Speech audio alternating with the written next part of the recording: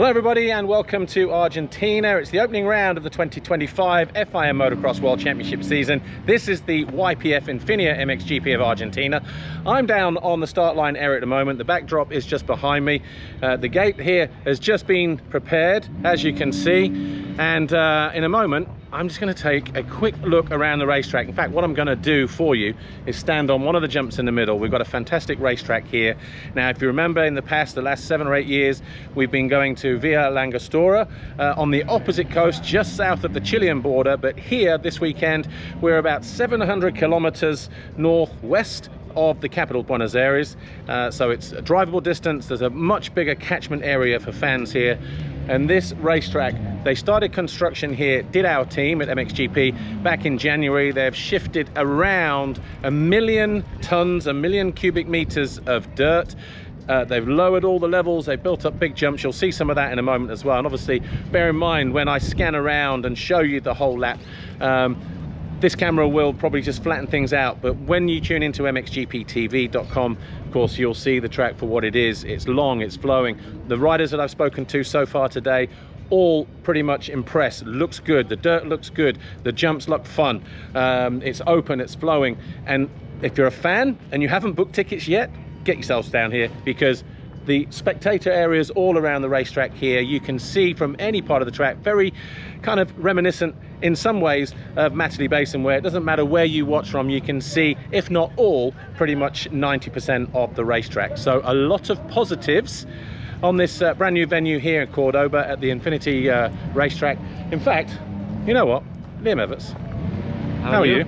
Good to see you. I'm just about to do a GoPro track preview here, just to sort of show everybody about the track.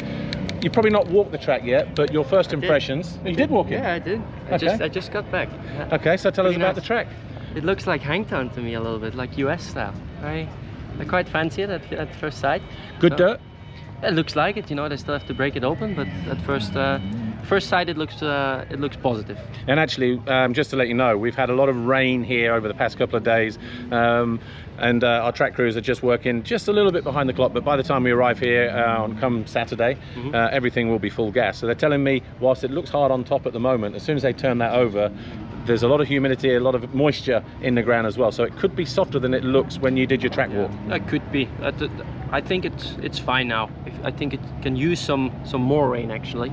I hope we can create some lines and not just some berms, you know. I hope it goes a bit in. So but it does look quite open, doesn't it? Some good long hills. I don't think we're at too much high elevation here, maybe 300 meters or something like that, 400 meters. For the bikes you don't feel it. Yeah, exactly. But you're looking forward to it. Good to see you back here, by the way. The last time we saw you was China, but you had a fantastic season up until that point. Back-to-back wins, Trentino, Portugal. Yes. And another one later on in the year as well. No, I got close. Just close. Close in Swiss and in Major. Yeah. I just came up short. Okay. But how you feeling? Good. Yeah, happy to be here. That's already biggest win of the weekend, I think, just to be here and be riding. You know, it was really unexpected, so it's really nice to be here. Cool. Well, enjoy your weekend. Yep. Thanks, Liam. Thanks for that. Well, you know what, Liam says he likes to look at the track. From one to another, you know what, let's just have a quick word here. Only the reigning MX2 world champion, Kyler Wolf. How are you? Are you just about to have another look, or what's the situation? Because you've done a track walk already? No, I'm about to go out for track walk. Just had a quick overview, but it's looking good so far. So yeah, it's looking good. Wide track. Wide, big jumps, flowing. Liam said maybe looks a little bit like Hangtown type of track, nice and wide and flowing, stuff like that. What are your views? Yeah, if you look from this side, it kind of does. I haven't been around yet, but I think it looks pretty good. So yeah, I'm looking forward to have a track walk and for sure to go out tomorrow morning and start having some fun throwing some whips. Whips? Can you throw whips? As long as Ruben don't see them, it's fine. But health-wise, all good physically? Yeah, all good. Struggled with a little injury, but that healed faster than expected. So yeah, I'm looking really forward to go racing and feeling 100% ready to fight. Have a good weekend. Thank you. Right, I'll try again. Let's go and have a look at the track in more detail. So let's continue. Apologies for the wind if you do hear any. I'm coming out of the second corner here. I'll show you the rundown towards the start line in a second, but I'm in the middle of the track, and as I said before, the track crews here, just take a wide visual. They've moved more than 1 million tons of dirt to create this. It was completely flat when they arrived here in January, so they've dug down, they've built up, they've created this MX heaven, if you like, of a racetrack. But a few moments ago, I was just down here on the start line area, 75 meters down into this first turn, over the foxhole shot line here. This is turn 2, so it's banked. And then we've got this kind of dragon's back. You can double up to where I am now. And then the other side, you can double off again if you want.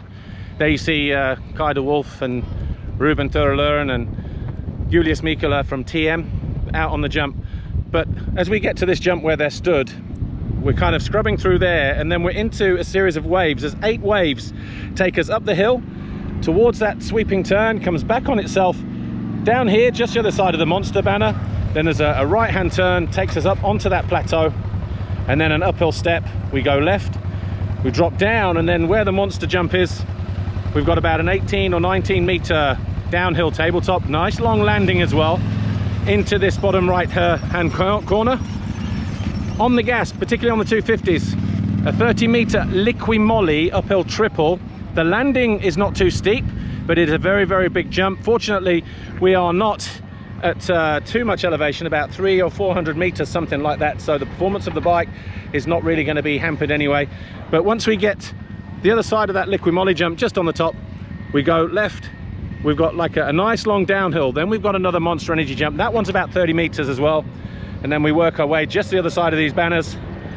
It's slightly off cambered right hand turn, goes back 180. There's an inside option going into that next left, or you can go outside and triple your way in towards the city jump. The city jump I should say, also has a nice long landing as well behind me.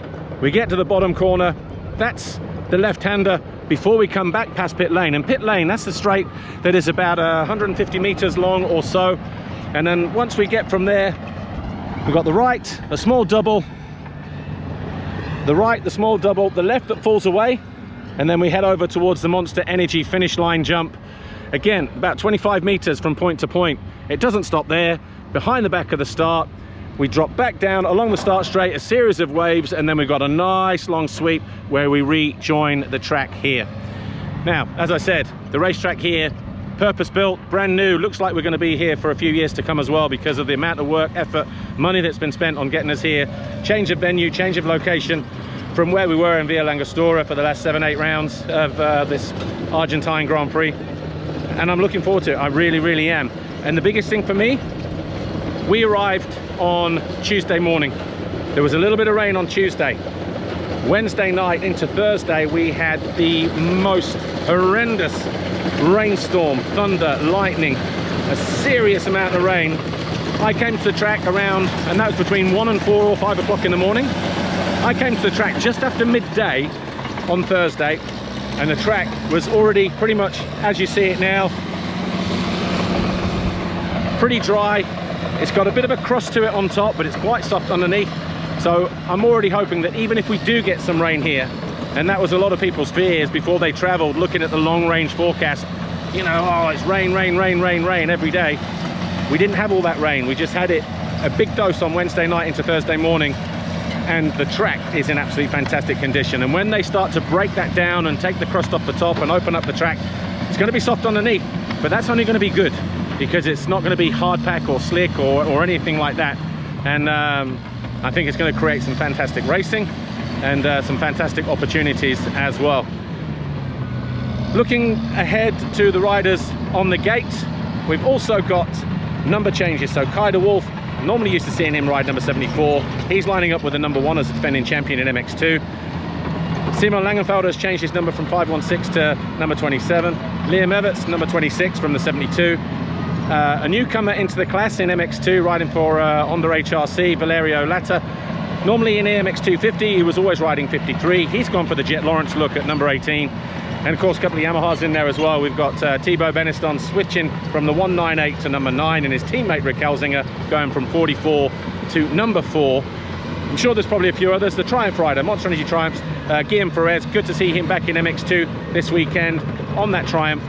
When he was last in Europe, he was riding 309. He's riding the number 99 this weekend.